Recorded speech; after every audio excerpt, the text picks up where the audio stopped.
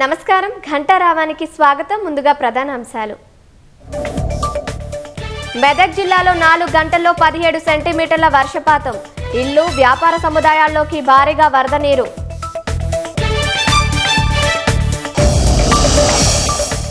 రాష్ట్రంలో యూరియా కొరతకు కేంద్రమే కారణమన్న కాంగ్రెస్. తోసిపుచ్చిన బీజేపీ ఎప్పుడో ఇచ్చిందన్న రామచంద్రరావు.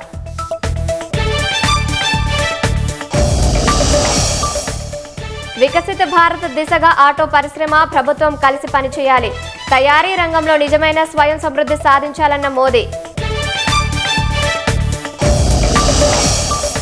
నేపాల్లో మళ్లీ ఉద్రిక్త పరిస్థితులు. పారిపోవడానికి యత్నించిన ఖైదీలపై కాల్పులు, మళ్లీ ఆంక్షల విధింపు.